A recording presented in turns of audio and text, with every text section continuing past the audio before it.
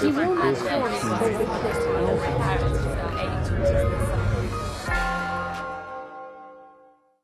Could I just ask you before we start, so that you're all in a very good humour, to spell one word for me, each of you. Are you prepared to do this? And then you can ask all your friends the same thing. And the question is very easy. How do you spell Bannister, the one I just came up on there? All right, not Sir Roger Bannister. There is a banister, and it's either got one N or two N's. And this is a bit of original research from my point of view. And I want you to put your hand up if you believe there is one N in Bannister. Hands up, please.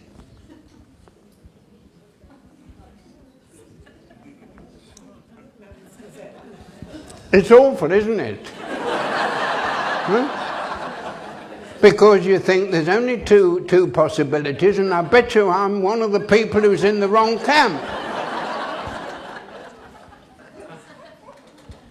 Can we just have another quick show on the one ends? Growing, isn't it? Then could we please have each of you hands up if it has got two ends?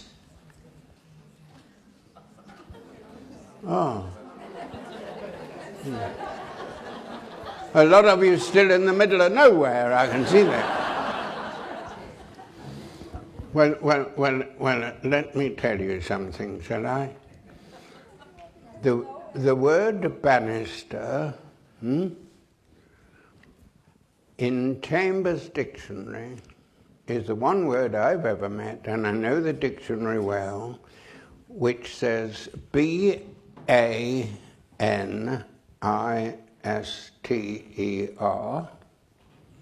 one N, and then after that it says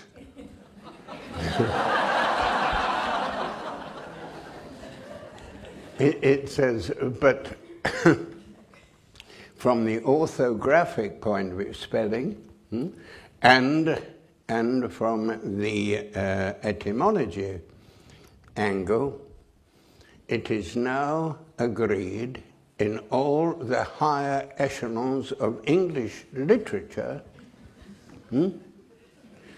that two N's is perfectly proper. And so everybody here got it right, didn't they? And I think this is a good thing when you can start off with a correct spelling, isn't it? No, then we've got some question and answer. I ought to tell you straight away that I can't see at all well, and I've never been able to hear, and I can't walk these days. And I have got a season ticket for every medical department, yeah? Every medical department in all the hospitals within the environment of Oxford. I only say this because I want to tell you, you're not going to expect too much of me, are you? Is that right? And when it comes to questions, David is going to tell me what they are. When I used to work here in Oxford for the examination board, one of my colleagues went along to talk to the grammar school railway society in Tipping Norton. Have you heard of Tipping Norton? Yes. Well, that's a good start anyway.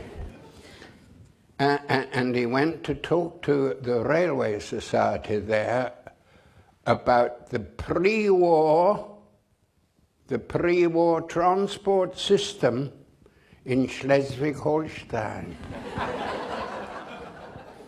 Well, you can imagine that was a big draw for the boys, wasn't it? And my colleague who went there talking to them, he said he spoke rather too long, he thought.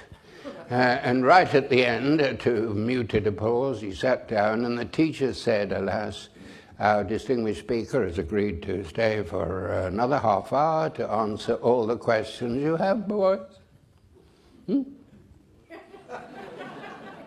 And he said, well, I've been talking, and he said, long enough for you to think of a question. He said, could we then have the first question?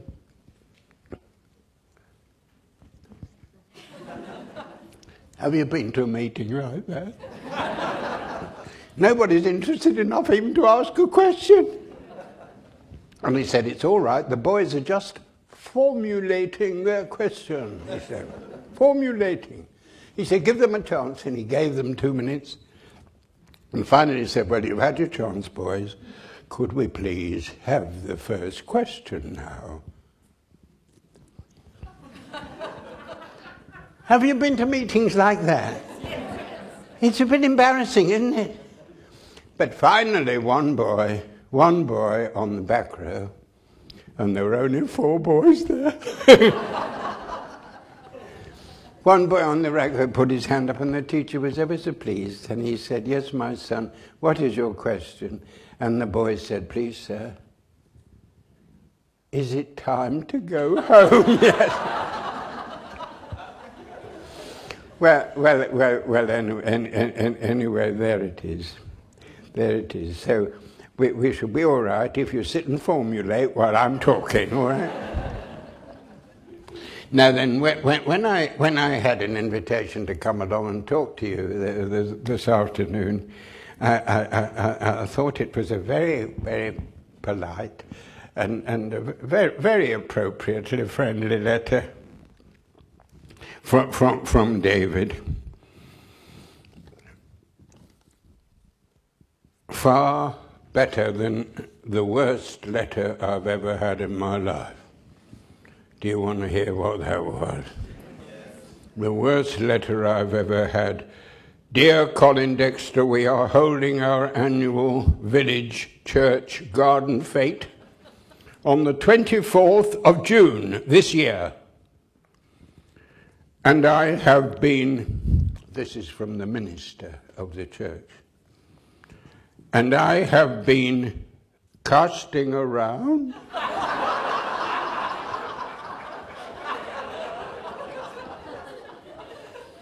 comma, rather desperately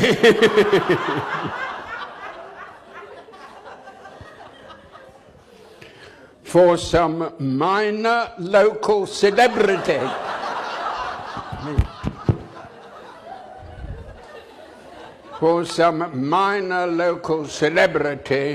to come along and open the fete for us.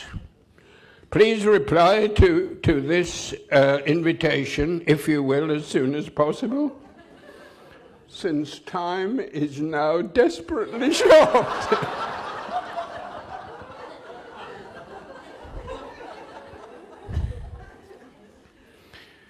Please come along and try to help us. Yours sincerely. So that was that. You won't be surprised, I know, to learn that it so happened that on the 24th of June I was extremely busy all day. And there it is. There it is. And I thought, just to balance that, would you like to hear the best letter I've ever had in my life? Are you sure? Yeah.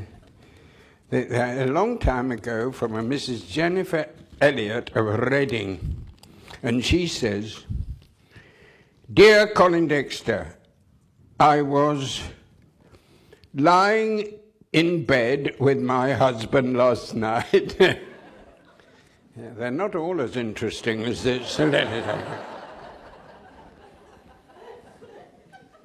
And when my husband asked me what I was reading, and when I told him that it was the latest Inspector Morse novel, he mentioned to me that he thought he had read in the newspapers, or perhaps heard on the wireless that you had recently passed away.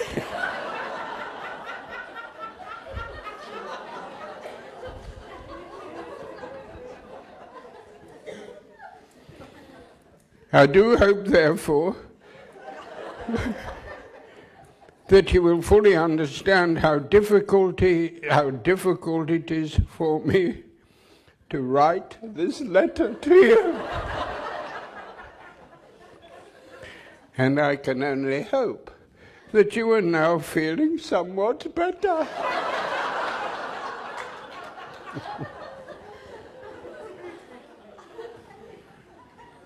I hope, too, that you will be able to read this short letter. Please, please do write back to me if you can, for which purpose I enclose a stamped address envelope. Yours sincerely, Mrs. Jennifer Elliott. And then she put a postscript on the end, postscriptum. Why do you not put old Morse to bed slightly more frequently with some worthy or preferably unworthy woman?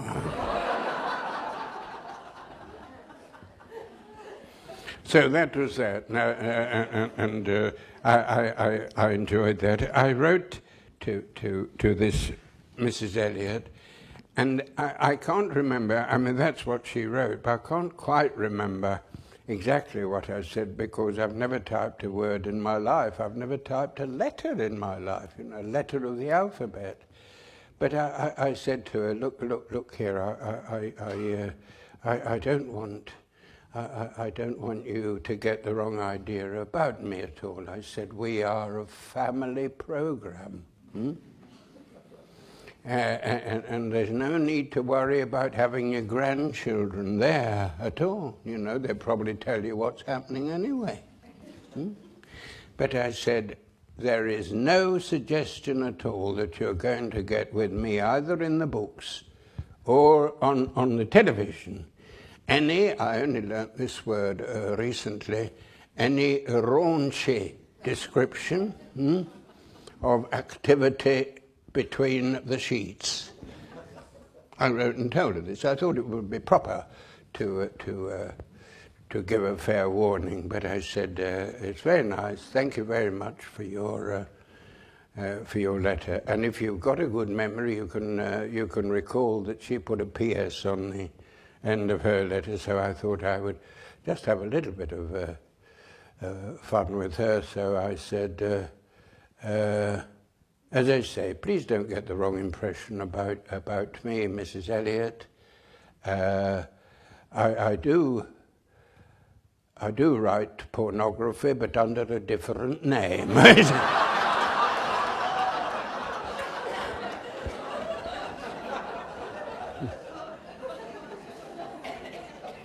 And the real difficulty about that was that she didn't write back at all.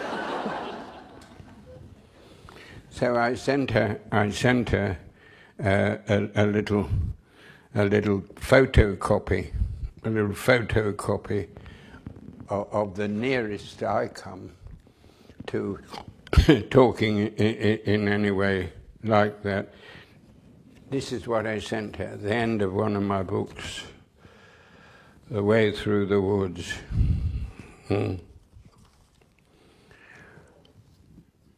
Morse as having a party in North Oxford, what dear old John Thaw used to call leafy North Oxford.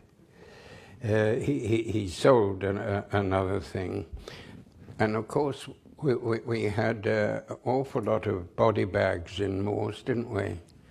You know, my one claim to fame is that single-handedly I have made Oxford the murder capital of the European common market. You know that. And when my eyes went so badly I had to stop reading, at all. I went along to the oculist, or rather not the oculist, the optician, or the ophthalmologist, is that right? And I hope you're all going regularly along to see the ophthalmologist. I went along and I said, I think it's perhaps about time I stopped driving a car. And she said, we'll soon tell you. And she took me in a room and had to read all those letters. You know, I could see the top one all right. But anyway, there it was. And she said, oh, well, we'll soon sort you out. She said, yes, it is time. It is time you stopped driving. Yeah. She said, you see, on the streets of Oxford, you've already murdered quite sufficient. Quite sufficient innocent men, women and children. So I said, oh, well, this is rather sad. And she said, well, never mind. I said, when do you want me to stop? And you know what she said? She said, please, before breakfast tomorrow morning. So there it was. Morse, he's having a party up in North Oxford. Do you remember Superintendent Strange in the Morse things? Lovely man, Jimmy Grout, wasn't he? Lovely man. And he's been invited, and of course, Sergeant, as he was then, Sergeant Lewis, and another person who had helped him, another chief inspector, in fact, up in Morse's bachelor flat, as I say, up in North Oxford. And he'd also invited a beautiful blonde he met in the course of his investigation.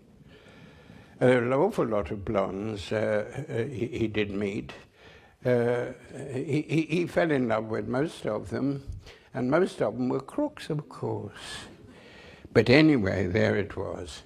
Earlier in the evening, this lovely girl had written to him and said, unfortunately, I'm extremely busy and I shan't be able to come along and join the festivities this evening. And this is what I sent to Mrs. Elliot. Everybody's left and it's been a fiasco. Half an hour after Lewis had left, Morse sat listening to the party playing the slow movement of the Mozart Piano Concerto number 21. You always get a bit of culture in my books. You did know that, didn't you? When the doorbell rang. Now don't jump ahead too much in your mind. When the doorbell rang. It's a bit late, I know, she said. Are you still following the story, all right? Bit late, I know, she said. Actually, I'm cheating a bit there. It doesn't say she said in the text at all. But I wanted you to follow what was going on. What had been a semi-scowl on Morse's face now suddenly burgeoned into a wholly ecstatic smile. Nonsense! It just so happens I've got a couple of bottles of bubbly left. Will that be enough, do you think? She asked. I wish I had people who came along and made that sort of comment. Will that be enough, do you think? Come in, said Morse. I'll just turn this music off. Oh, no, please don't. I love it. I love it, she said. Kirkle 467, isn't it? She's beautiful and bright, isn't she?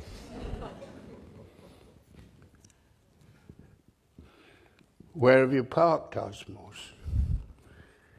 You know, in Oxford, if you haven't seen somebody for 38 years or something, you know, and somebody knocks on the door, a dear old friend, instead of putting your arms around them and saying, my God, it's marvellous to see you again, you know what we all say? Where have you parked, asked me.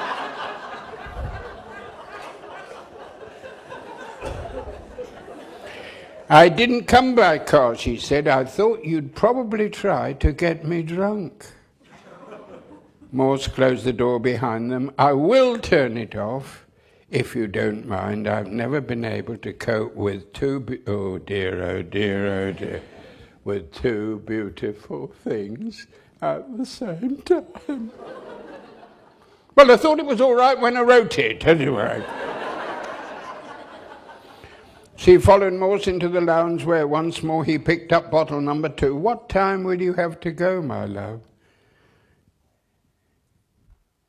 And she said, who said anything about going? Chief Inspector. This is a fine piece of writing, isn't it? Morse put down the bottle and swiftly retraced his steps to the front door, where he turned the key and shot the bolts both top and bottom. And I put, as I say, a little note at the bottom saying, you know, that this is as near as we ever came to getting into this raunchy, titillating sexual business. There we are. There we are, anyway. Now then, what I'm supposed to be talking about, I just interrupt a moment and say I'm not quite sure, but if any of you here are interested at all in submitting anything to either the present Lewis television things, if you've got a good story, don't tell anybody about it. It's a rare thing to be able to fashion a story and write about it. We're in St. John's, aren't we, here? Aristotle once says, if you've got a story, what you want is a beginning and a middle and an end. And my great hero, Houseman, who was here, the greatest of the poet scholars, the scholar poets in the whole of English literature, he was here, and was Philip Larkin, wasn't he, in St. John's College. And Larkin said, no, that's nonsense what Aristotle said. You're really a beginning and a muddle, and an end. If you're going to start from Oxford and decide that you're going to Edinburgh, you know, you can say, well, Oxford is where we'll find a few body bags and so on. 91 body bags we had. It's not because I was so besotted with what I had written that there it was, but somebody, when it was 69, wrote into me and said, do you know how many people you murdered in Oxford? 69. So I cut it out and put it on the side of the television. And after the next episode, I just put +3, you know. and I may have missed one or two, but anyway, it ended up. But I feel that if you are interested at all in seeing how you have to come along, and we'll go along and see. So I brought some here. There's no copyright. If you wanted to take, shall I leave them on here at the end? How you take 3 or 4 of these. There's plenty of it. No copyright problems at all. It's how you should, if you're anxious. If you've got some bright idea, get down to it, and you'd have to send them off as laid out in these sheets. They're just from old Morse and Lewis things. So I leave it there. I shan't be sending you an invoice or anything like that for them. Anyway, there we are. What I'm anxious to do, really, is to try to tell you a little bit about the origin of these things, but the difference between writing a book and then going on to television. The first thing, of course, to notice is that the television screenplay is about, I don't know, 1/4, as long as a book. The last book I wrote, The Remorseful Day, is 450 pages. And the television lasts, you think it lasts 2 hours, don't you? But it doesn't. If it's on ITV, you don't have 120 minutes. You have 102 minutes. because you have all the adverts coming in the middle and all the credits at the beginning, all of them. You're left with 102 minutes, and therefore some things have to give way. And sometimes it's rather sad, especially if somebody's particularly proud of what they've written. I know perfectly well that I never let anybody read my books at all until they went to the lovely girl who looked after me at Macmillan.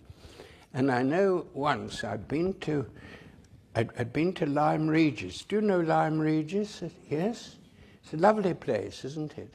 And I booked a room looking over Lyme Bay, and there the waves always came in left to right as you looked at them.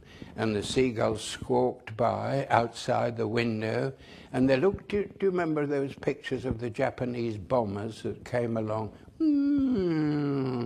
and dipped their wings in the window, and the foam came back very slowly up the beach.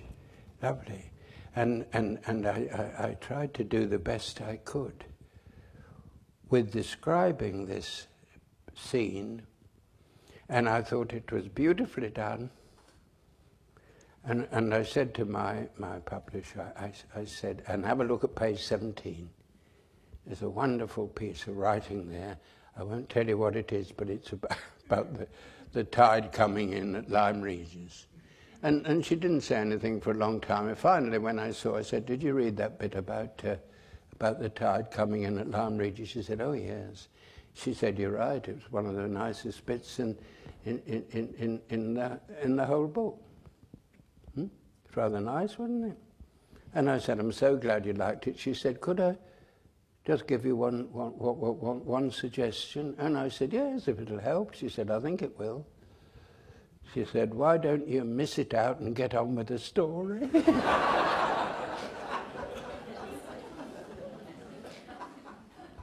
And Dr. Johnson said, didn't he, whenever you think you have written something particularly fine, strike it out. I didn't strike it out, but I wish I had done. And Keats, you know, used to go to the South Coast a lot, didn't he? And I knew what she meant about something that was not just particularly fine, but marvellous. Keats, not in one of his odes, but in a letter to a friend, talks about the untumultuous fringe of silver foam. The first word, of course, doesn't exist. And since you know all about how to spell banister, how many U's are there in... how many U's are there in untumultuous? Very good. You're obviously a very, very intelligent audience, you know. But isn't that a beautiful piece of writing? Keats to one of his friends, not in one of his poems.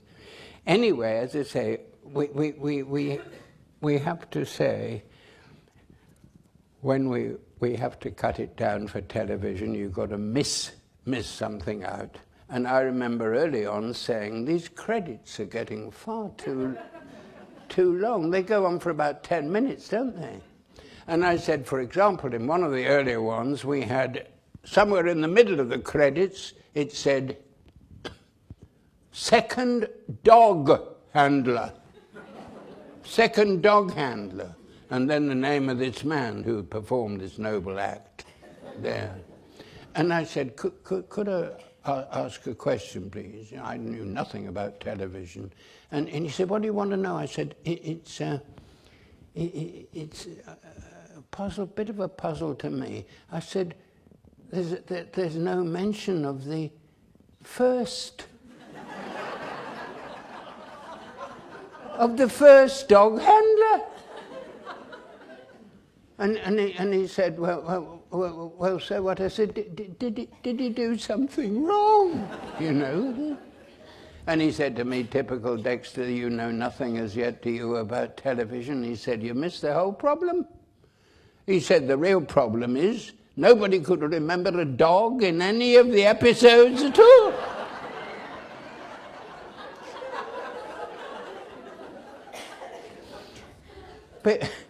But some of these things you get in credits are a little bit difficult to follow, aren't they? You know, like Gaffer. Do you know some of these? The one that worries us all more than anything. Best boy. You ever thought about best boy? No, perhaps not. But there it is, dope for the director of photography, and you don't know where you are. And I certainly didn't know where I was with the first dog handler. But there it is. What you can say about television is you've got to concentrate, really, on the story, the storyline. I could write a couple, do my best I could to get, you know, to get some description of the wonderful effect, like we've had in recent week, of the sunshine on this wonderful cinnamon stone you get on the cottages in Oxford. I could write, say, certainly one paragraph about it and feel quite pleased. And the camera can do it in 1/10 of the time and do it better. And if you are going to tell a story on the television, what you've got really to do is to concentrate on what is coming next. You see, television must concentrate on dialogue and photography. It's not got anything else at all, really. Not anything else at all, because you can't think on the television. Now then, when I first came to Oxford, I know that I hadn't read all Dickens novels by any means, but at S-level English, we had an unseen passage from Bleak House. Now, Bleak House seems to me the finest novel in the whole of the English language. And I thought, when I watched this, I could see very well in those days, I thought that the production of that novel was absolutely excellent. And I bet an awful lot of people in the audience felt the same. Superb. And yet we couldn't think, and you know that miserable, malevolent fellow Tulkinghorn, don't you, in Bleak House. And in the book he just say he thought this and he thought that, but you can't think. But if you get a brilliant actor like dear old John Thaw was, anyway, when we were doing this was an unseen thing. It said it was about the floods are out in Lincolnshire that we asked them to say, you know, how does Dickens portray this business of the wet in Lincolnshire? And I said, I think that's all right for these clever children aged 18. And the chairman, Dr. Ing, I-N-G, said to me, did you ever teach English when you were a schoolmaster, Colin? And I said, no, I never taught. I never taught English. She said, well, just a minute, have you ever read Bleak House? I said, no. She said, well, shall I tell you why you should? And for 3 or 4 minutes, this dear lady told me what a marvelous thing it was. You know, we had it in this paper. And when she'd finished, I couldn't wait for the meeting to finish and go and see why it meant so much to her. And 1 or 2 moments I've had in life like that, like all of us have, I think. Certainly, I remember I had a brother who died last year. He was a couple of years older than I am, and we used to sleep in the same bed, and he always stayed up longer than I am, and he was a great lover of classical music, and one night he was listening to something and I couldn't get to sleep, and I went downstairs, you know, in these old wirelesses, and I said, look, I can't get to sleep. For heaven's sake, turn it off and come to bed. And he was listening to the third movement of Beethoven's Ninth Symphony. Not in fact my favourite symphony, but the third movement is wonderfully good. The first record I ever bought was in fact the third movement with the Beethoven's Seventh Symphony, which seemed to be extraordinarily moving. But there it was, he was listening to the third movement of Beethoven 9. And, you know, a tear was running down his cheek. And at that particular moment, I thought, if music means as much as that to my brother, I ought myself to wonder if I couldn't climb onto the same bandwagon. And when I was about 15 at school, the senior English master, who never taught me, but he saw me in the school grounds, and he said, Dexter 2. I was Dexter 2. I had a brother who was Dexter 1. We didn't have any Christian names in those days at all, did we? I know one of my grandchildren, when he went to school, I said, what's it like at school? He said, all right. And I said, you got a nice teacher? She's all right. And what about all the people in the class? Oh yeah, they're all right. You know, you can see that some of my grandchildren are you know, almost as wide a vocabulary as they're. and I said, you know, what about the headmistress? And he said, oh, you mean Audrey? and things have changed, haven't they? So anyway, he called me Dexter 2. That's who I was, Dexter 2 in the class. And so that was that. He said, I've written to your father and told him to cancel your weekly subscription, I forget whether subscription to the Dandy or the Beano. And this was a great loss for me. I'm one of the few people in England who really was very upset when they stopped the News of the World coming. Because we used to have the one paper a week, and that was the News of the World on a Sunday. And we all used to look for this, you know, all these scantily clad women all over the place. And you know, I miss Desperate Dan. Do you remember Desperate Dan? With the cow pies? Yeah, we're on common territory now, aren't we? And he said, I'm going to cancel it. It's time you put away childish things.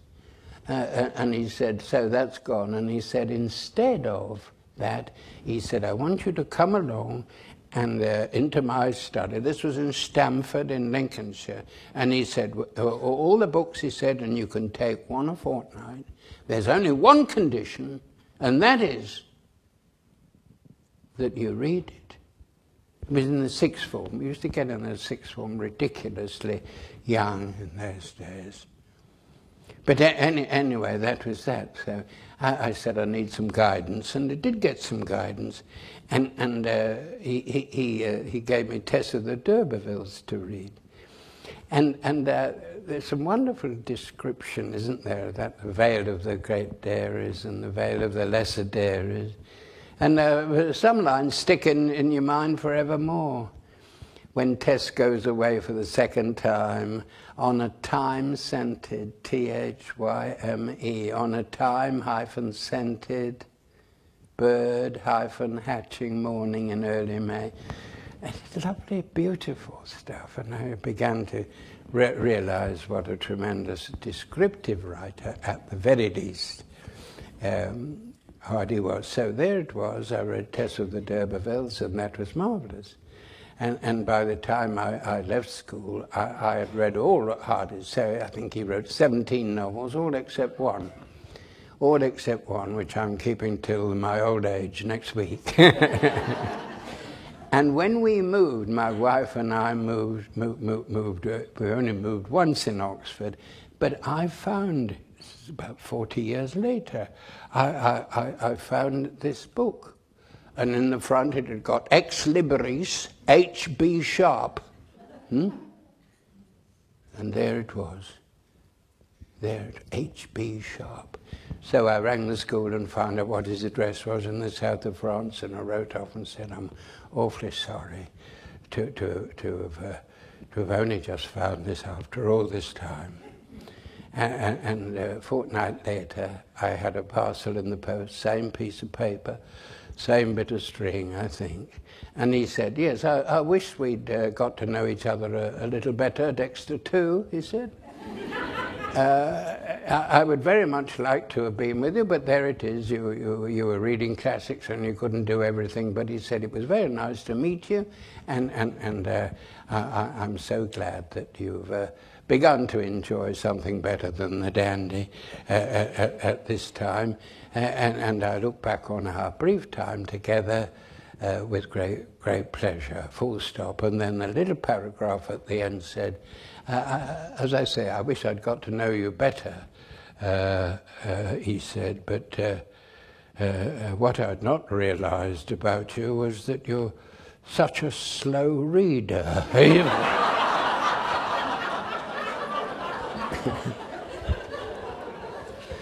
That was the collected poems of W.B. Yeats. I've still got it, and he'd cross his name out and put mine, Colin Dexter, in the front. That was a huge factor in my life, from even a person who didn't who didn't teach me at all. But as I say, I think back upon both the music and the literature as well, certainly huge turning points in my life, and with a little bit of difficulty in reading and so on. I think that these moments, I bet almost everybody here has one or two people from school who had a profound, a disproportionate good effect upon you. But now I'm afraid I'm past my sell-by date. I find it very difficult to write anything or read anything for that matter. I ought to have known this many, many moons before, because I was signing books in Waterstones in Liverpool, and it said, Colin Dexter will sign books in Liverpool on whatever day it was. Yeah, we'll sign and that'll be fine. 12 noon. And if anybody here knows definitively whether 12 noon is AM or PM, please see me afterwards. I've asked so many people. But anyway, there we were with all my books all around in this very, very large room from Waterstones. And I ought to warn you that you'll hear you will today, won't you? Some people talking who exaggerate a little bit. Did you know that? You know, because it sounds better if you just make it a little more interesting than it otherwise would have been. And anyway, the queue there, and the top of the queue was a very, very ancient woman. Very, very old girl standing at the head of the queue. And I'm exaggerating now a bit, I'm afraid, because there wasn't a queue at all. But this old woman I'm not making up at all. I'm not making her up at all on this. She was there. And I was ever so glad to see her, because we were only the only two people in the room. It was nice to have a bit of company. And she said, I said, come along, it's fine. And she said, well, look here, I'm not going to buy a book. You do realise that, don't you? And I said, well, never mind. I said, it's nice to see you, you know, let's have a talk together. And she said, well, what I want to, really, I just wanted to see you and shake your hand and say how lovely it's been for me I'm getting very old now, and as you can see, she said, and your television program has brought me immense joy. I said, well, it's ever so nice of you to come and tell me that. That's lovely. She said, I have told you, haven't I? I'm not going to buy a book. and I said, don't worry about it. I wanted to give her a whole set of books. That would have been all right. But anyway, there it was. She said, there's only one problem. There's only one problem about it. I can't quite remember the name of the program, she said. It's not awfully difficult to remember Inspector Morse, is it really? Anyway, that was it. That was it. And I said, it doesn't matter. And somebody else came into the room, so I thought it was time to say, you know, safe journey home. So I said, and it's very nice. Thank you for coming to see me. I'm absolutely delighted. So we shook hands and she walked away, but she only walked away about three or four paces. And then she turned around and her eyes were glistening and gleaming, you know. And I knew what it was. And then she walked back to me. She looked so pleased with herself. And we all know what she was going to say, don't we? Yeah.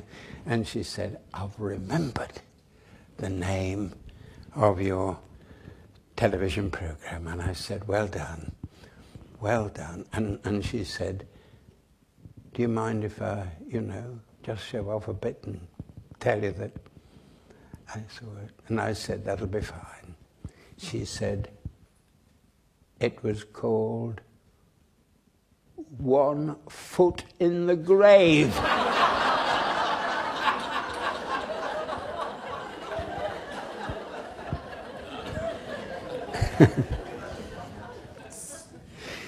And I do wish the old girl well, but that was quite some time ago. I know I went there from, oddly enough, when they're from Waterstones, that was in Liverpool. But by the way, a bit of self publicity.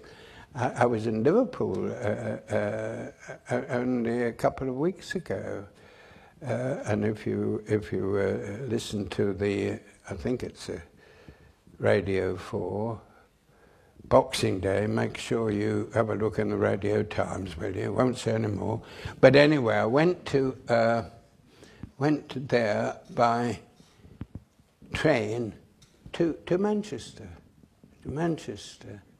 And this is when I ought to realise that, you know, my star was sinking fast, because there was another one at Waterstones, and again this time, believe me, there was a little bit of a queue, not a long one, but a little bit. And this chap in his mid-20s said to me, "Would you sign this book, please, for my girlfriend, Janice?" So I started writing, pen out.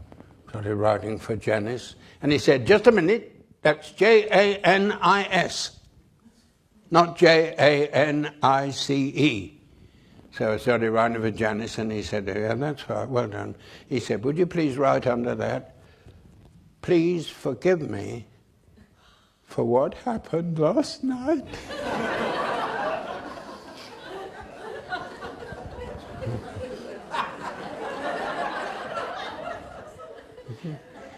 And I said, "That's it." He said, "No, would you please write underneath, I do most sincerely promise that it is never going to happen again." So I feel this getting near the end of the front page, the title page by now. And I said, "That's it, is it?" And he said, "No, just sign your name at the bottom." So I wrote my name, you know, best wishes, Colin Dexter or something, at the bottom. And do you know, ladies and gentlemen, I've been a little worried ever since that my beloved wife, to whom I've been married for 55 years, is going to walk along one day in Oxford by the second-hand and find this particular particular name, but it hasn't happened yet. That was in, and then I had sometimes I used to get a car or a chauffeur or chauffeurs to take me, but not all that often at all. But this time we went to a place none of you have ever heard of, from Manchester, called Winsford. Has anybody ever heard of Winsford? Yes. Well, which county is it in? Yes. Oh, my goodness me. Yeah. So I got there. I had a first-class ticket to Crewe. To Crewe, yes. So that was that. Well, not quite that was that, because there was only one thing that let me down a bit, and that is that there wasn't a first-class coach on the train. But when we got there, there was one taxi, and I think the taxi driver was asleep. But anyway, I knocked on the window, and I said, "Are you?" Yeah. Where do you want to go? I said, "I want you to take me to a good hotel in Winsford, please. This is in Crewe." And you know what he said to me? He said, "We haven't even got a bad hotel."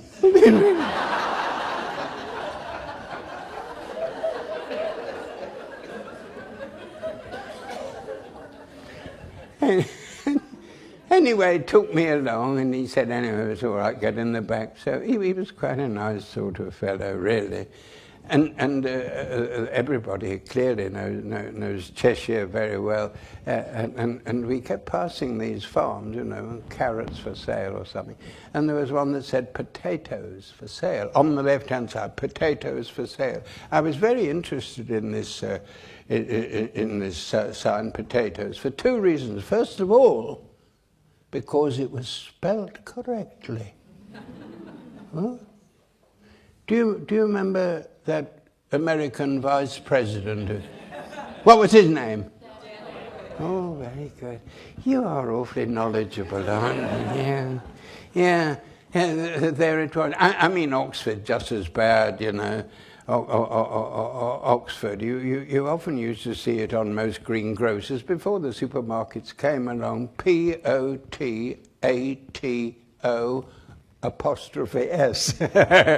Yes? Yeah. Anyway, there it was. I was interested in this, and I said to the chap, that's not nice to see it spelled correctly. Do you know, I almost forgot what the second reason was. You thought I had forgotten what the second reason was. Yeah. Some smart aleck from the outposts of Cheshire had come along and written underneath potatoes, twinned with pomme de terre.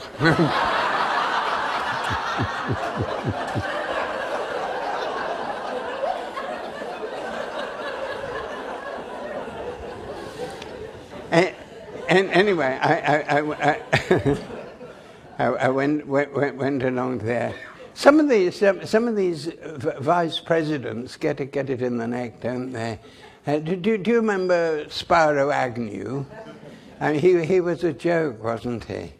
He had a holiday cottage, one of the southern states, Georgia, I think it was, and they got yoiks and yobbos even in this splendid county of Cheshire. And one of our papers, it must have been the Sun or the Mirror, I should think, I forget which, but it said, he became vice president, didn't he, Spyro Agnew? And this man had written Spyro Agnew's holiday cottage burnt to the ground, it said, in this little article about this attack of arson. And he said, library consumed by flames. Full stop. Both books, it said.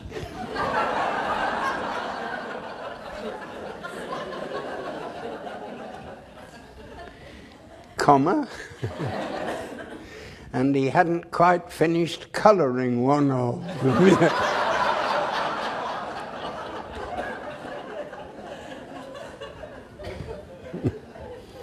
The only reason I remember that is because it was a women's institute, and there were, you know, on the back of most crime books it says this must be the finest detective story in the last 3, 4, 5 decades, doesn't it? On the back, you know, the Oxford Mail or the Oxford Times or something like that.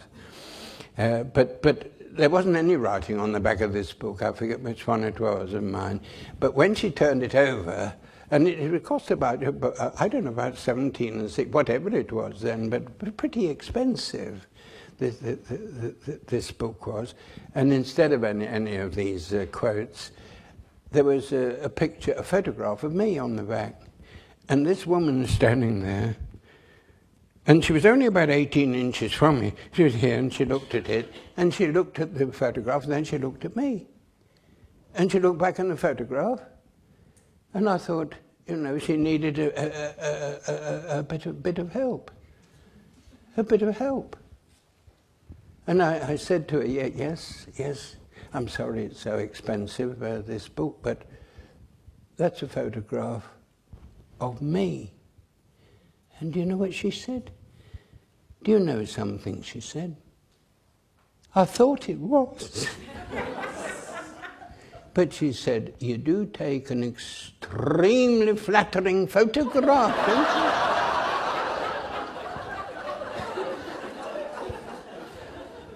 you? Which is not the greatest compliment in the world.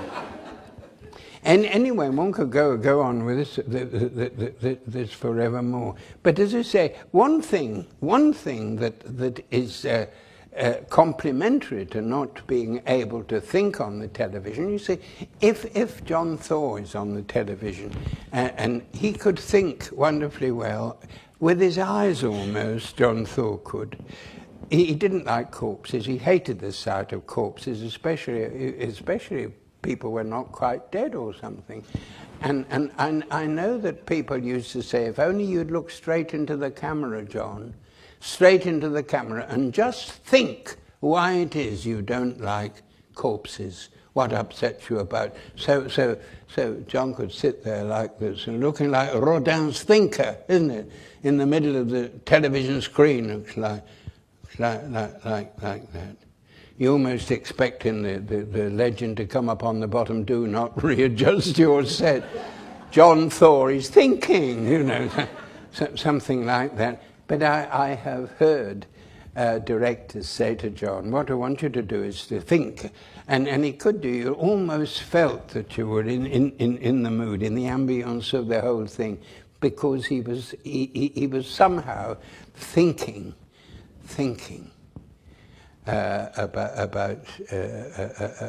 about this. And they used to say to him, I want you to sit there and look straight into the camera for 30 seconds. I don't know whether you ever tried to do this, have you? When you get home, try to look in the mirror and see if you can look in the mirror without blinking for 30 seconds. Shall I tell you what happens? After about 10 or 11 or 12 seconds, you think, there's nothing in this at all. Do you know what happens while you're saying that? You blink. And it is extraordinarily difficult to keep your eyes unblinking for that. But he was a dear old boy, and I remember talking about signing one day in Brasenose. We're not far from Brasenose, are we? I remember a girl came into the porter's lodge in one summer day, right at the beginning of the Morse series. And this woman came in a lovely summer dress, a lovely day like today, and she was wearing a stole across, and she came through the porter's lodge into the first quad. We have quads here, don't we? In courts in Cambridge, we have quads here. She came across, and as she got nearer, I could see far better, and I could see that she was clutching to her bosom a book, and it said Colin Dexter on this. And I thought, well, this is lovely. She walked right across the lawn. Nobody said anything to her. And she came right across. We were sitting in these, you know those chairs, don't you? Those sort of deep blue canvas chairs. I was sitting there next to John Thor. We were talking about something. And she came across. And as she got nearer, I could see that her large, round, brown eyes were sort of all moist and willing. Do the men know what I mean when I say that? I know what you're thinking now yourselves, yes. You know, this fellow ought to be on Mills and Boone rather than...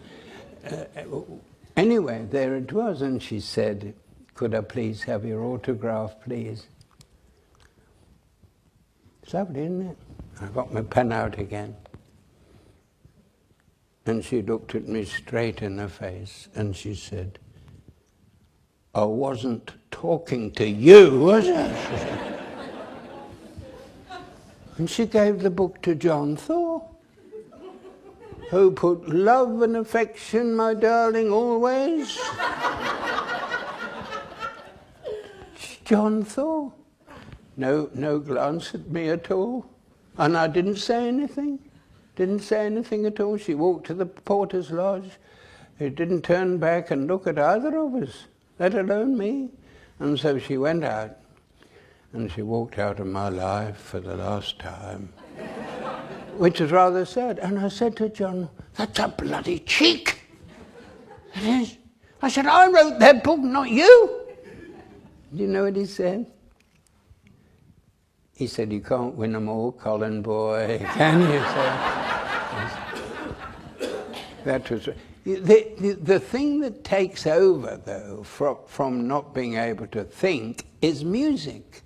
Is music. And we had a bit of a genius in Barrington Phelan, didn't we, who wrote all the music and so on. There are one or two things that made all the difference to the programs. One of them, for example, what was when John had to pretend to have a heart attack in Exeter College in the first quad there, when they were playing. Barrington Phelan was conducting the Fauré Requiem, and certainly Et cum Lazaro quandam paupere. And with Lazarus, who once was a poor man, may you have eternal life. And that at the same time that John was there. I remember that. It was a lovely thing. And we went to Australia once. One of the great stars in the Morse thing was the city of Oxford, wasn't it? I mean, everybody loves the city of Oxford, especially when the sun is shining, the stone is extraordinarily beautiful. And I don't know whether any of you saw that. It was called the Promise, not the Promised Land or something, whatever it was, but the one in Australia. And John Thor had got his ticket for Der Rosenkavalier, and I don't know how many takes it took, but everybody was walking down the steps of the Sydney Opera House. Everybody walking down. Except John Thor, who's got his ticket, and he was walking up, just the one person walking up the steps, and in the background was playing, not my favourite opera, certainly the middle act isn't, but they play the Marschallin at the end of Rosenkavalier, and no opera, even Wagner.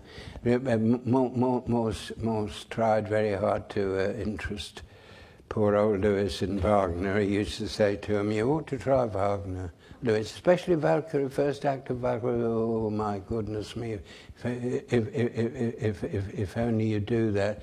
He's a great man to try. His music is far better than it sounds, he used to say. Anyway, that was... I don't know whether that was supposed to be a rather snide comment on the lack of any sort of culture with either a big C or small C in Australia. But I remember that. It must have taken ages to get everybody to stop looking at the camera, all these thousands of people walking down. In Oxford, in Oxford, I remember we had a miracle one day. You know the Victoria Arms a bit, some of you, do you? The Victoria Arms, and they were sitting there, and the sun was just going down a great orange ball in the west over the land in the middle of that, and the Banbury Road. And John had to recite a little bit of Houseman, of course, my greatest hero of the lot, ensanguining the skies. How, just as the sun was going down in the western horizon, ensanguining the skies, how heavily it dies into the west away, past touch and sight and sound, not further underground, falls the remorseful day. And dear old John said that with a tremendous feeling. And this is a compensatory element, because you do feel exactly what John is feeling at that particular time. Now, and I'm very conscious that if I'm not careful, I mustn't go on any longer, must I? Especially if you've been sitting and formulating.